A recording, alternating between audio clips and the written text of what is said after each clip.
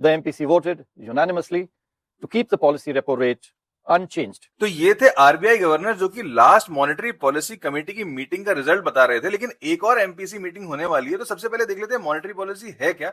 Basically जब भी कोई भी सेंट्रल बैंक जैसे कि अपना आरबीआई है वो मनी सप्लाई को रेगुलेट करता है, यानी कि कम या ज्यादा करता है टू अचीव इकोनॉमिक गोल्स, जैसे कि इन्फ्लेशन को घटाना या फिर ग्रोथ को बढ़ाना, तो इसे मॉनेटरी पॉलिसी कहते हैं।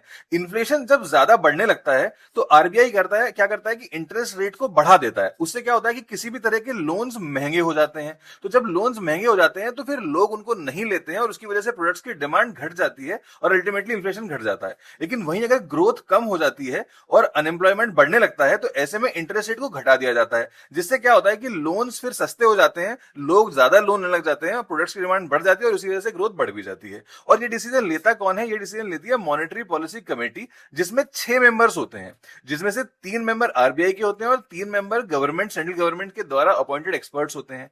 आरबीआई के जो 3 गवर्नर होते हैं उसमें पहले गवर्नर खुद होते हैं, दूसरे होते हैं डिप्टी गवर्नर जो कि मॉनेटरी पॉलिसी का चार्ज संभालते हैं और तीसरे एक ऑफिशियल जो कि आरबीआई बोर्ड नॉमिनेट करता है। और दूसरी तरफ होते हैं सेंट्रल गवर्नमेंट के एक्सपर्ट्स जो कि 4 साल के इलेक्ट किए जाते हैं और इनका रीइलेक्शन पॉसिबल नहीं होता है। ये एक सर्च एंड सिलेक्शन कमेटी के द्वारा अपॉइंट किए जाते हैं, जिसमें 7 मेंबर होते हैं और ये कैबिनेट सेक्रेटरी के द्वारा हेड की जाती है।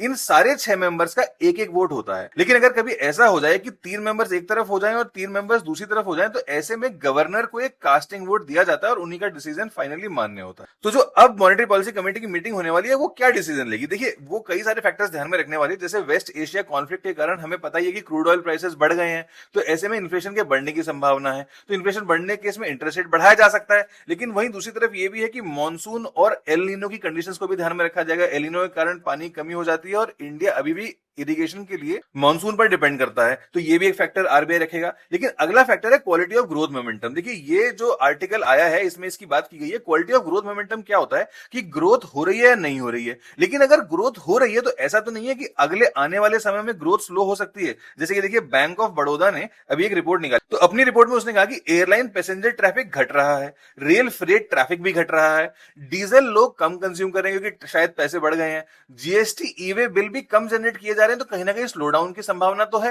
लेकिन दूसरी तरफ अगर देखा जाए तो पोर्ट पे कार्गो का ट्रैफिक बढ़ा है, टेलीकॉम के सब्सक्राइबर बढ़े हैं, व्हीकल्स ज्यादा खरीदे जा रहे हैं और जीएसटी कलेक्शन भी बढ़ा है। इसका मतलब ग्रोथ बढ़ भी रहा है। तो यानी मिक्स सिग्नल्स हैं, तो आरबीआई को ये ध्यान में रखना पड़ेगा। तो कमेंट कर बताइए कि आपका इसके बारे में क्या ओपिनियन है। आपको स्लाइड चाहिए तो आप टेलीग्राम चैनल पर भी जा सकते हैं और व्हाट्सएप चैनल का लिंक भी बायो में है।